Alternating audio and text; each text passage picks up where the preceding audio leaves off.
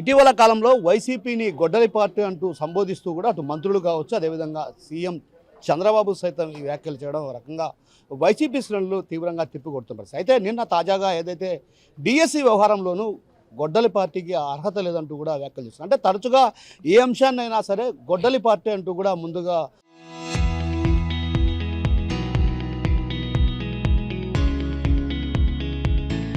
సంబోధిస్తూ ఆ తర్వాత వ్యాఖ్యలు చేస్తున్నారు. ఈ నేపథ్యంలో మనతో పాటు మాజీ ఎమ్మెల్యే రాచమల్లు శివప్రసాద్ రెడ్డి గారు ఉన్నారు. ఆయన అడిగి తెలుసుకున్నారు. చెప్పండి, అసలు ఎలా చూడాలి ప్రతి అంశాన్ని కూడా, ఏ అంశమైనా సరే దాన్ని గొడ్డలి పార్టీకి అంటూ వ్యాఖ్యానించడం ఎలా చూడాలి?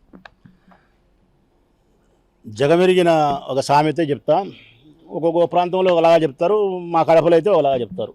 మేము కడపలో కాబట్టి కడపన మాట్లాడతాం తప్ప వేరే మాటలు రావు. మింగలేక మంగళవారం అని ఒక సామెత ఉంది. ఏది? మింగలేక మంగళవారం అంటారు.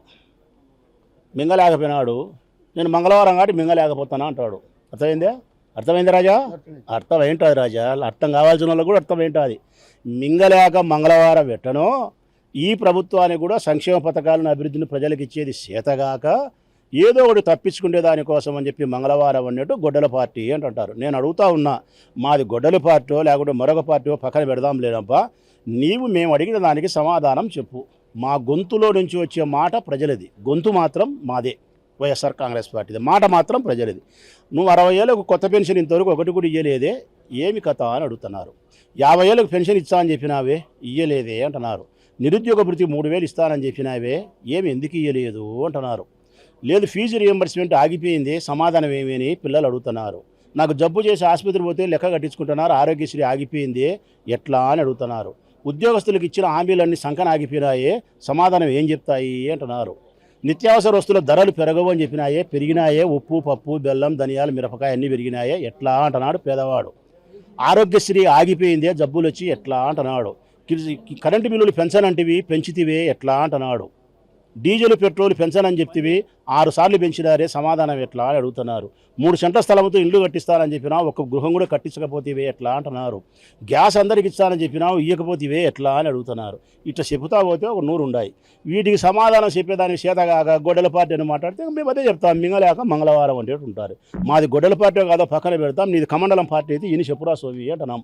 ఎవరికి అర్థమైందా రాజా అంటాడు చూడి, ఆ రాజాని అడుగుతున్నా.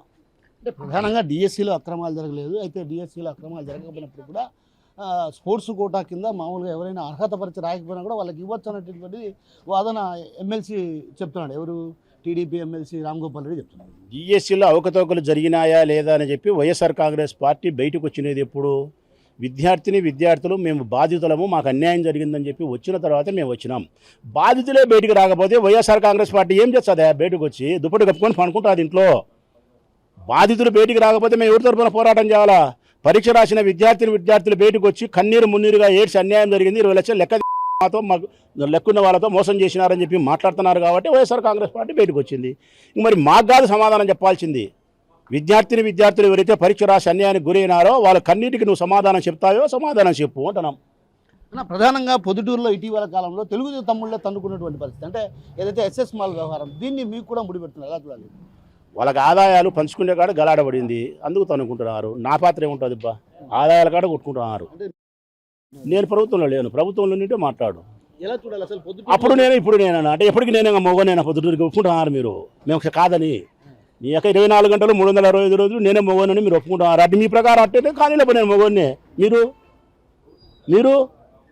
మీరేందప్పా చెప్పాలా?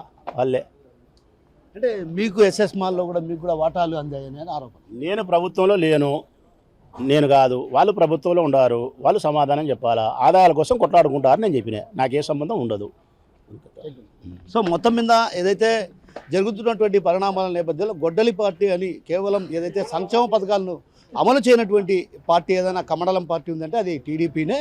ఏదైతే ఎస్ఎస్ మాల్ వ్యవహారం కావచ్చు, వాళ్ళిద్దరూ తన్నుకుంటున్నారు, ఇందులో తనకు ఎలాంటి ప్రమేయం లేదన్నటువంటి విషయాన్ని మనతో పడినటువంటి మాజీ ఎమ్మెల్యే రాచమల్లు శివప్రసాద్ రెడ్డి గారు చెప్తున్నారు. కెమెరా పర్సన్ రాముతో కిషోర్, RTV కనిపించింది.